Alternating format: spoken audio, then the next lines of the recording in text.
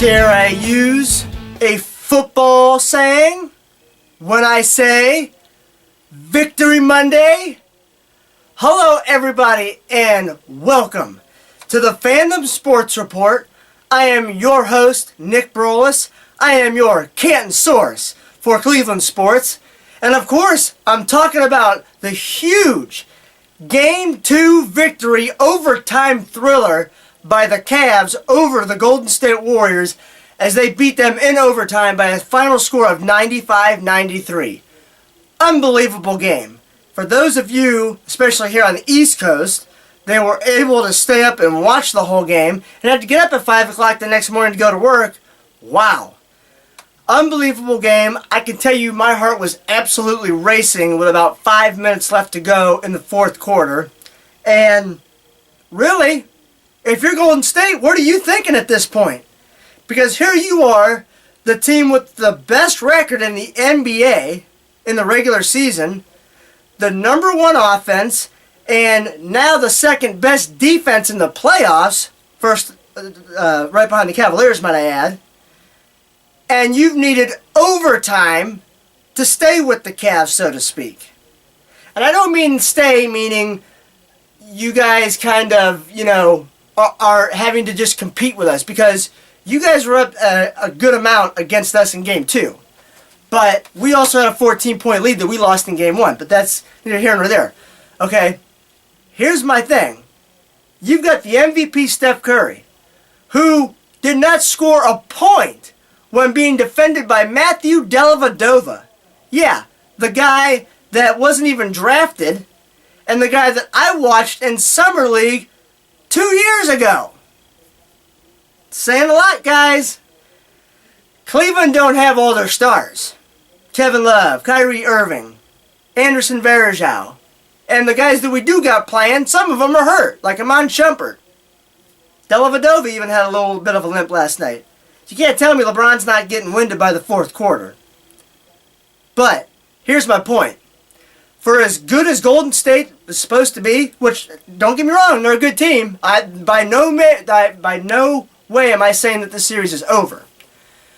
But I'll admit to you, when I found out that Kyrie Irving busted up his kneecap after Game 1, I said, well, this series would be lucky to go 5 games at this point. So this has been one heck of a series. And I told you guys, if any of you have read my article, I think it was before the series started, I said in a picture that this has all the makings to be one of the best finals on paper that we've ever seen. So, makes you think. How do you think the series is going to go? By the way, this edition of the Fandom Sports Report is brought to you by Cafe 80s. For those of you that are watching this on a smartphone, you can feel free to download the Bands in Town app and search for Cafe 80s and follow them wherever they're going. As well, they're on Facebook. Find them at The Cafe 80s, and they have their own website, thecafe80s.net.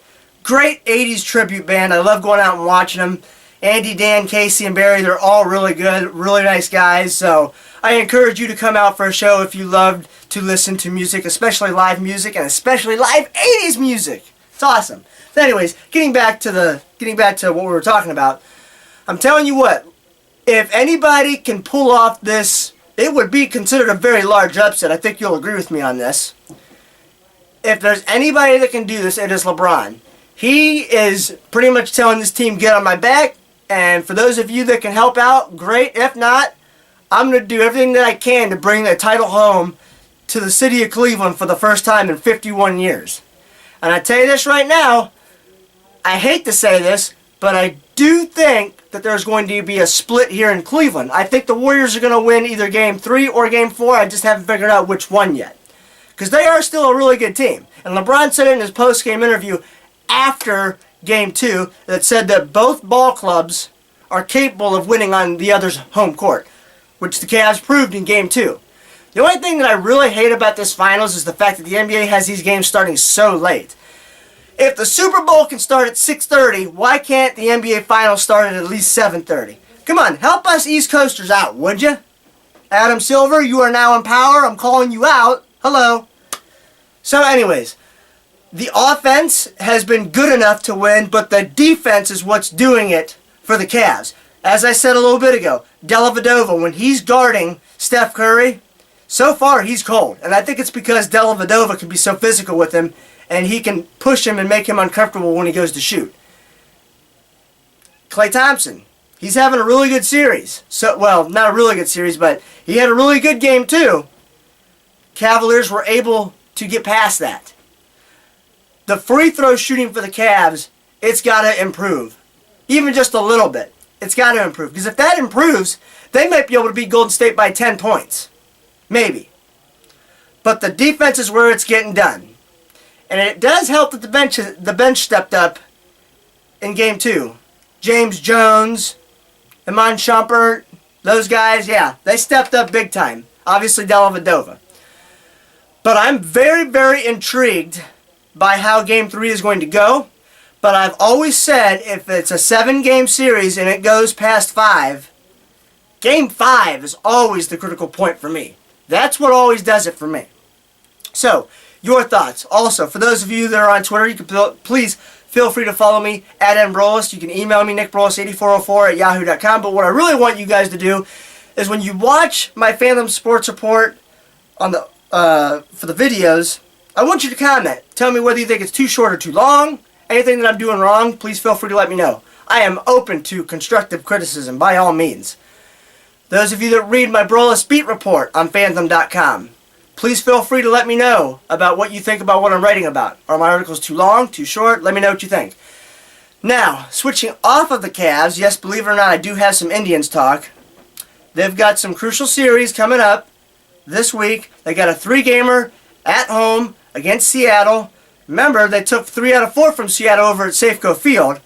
And then they've got an extremely crucial 3-game series at Detroit. That's the series that, even if they only took 1 game from Seattle, I would love to see them sweep the Tigers. I know the Indians are still, I think, 6.5 games back. Can't remember off the top of my head. But I'm still holding out that there's a slim chance that they might be able to snag the division. Slim chance, but I'm still sticking with my guns. Detroit's going to win the Central, and the Indians are going to win the wild card. So, with that being said, my name is Nick Brolis.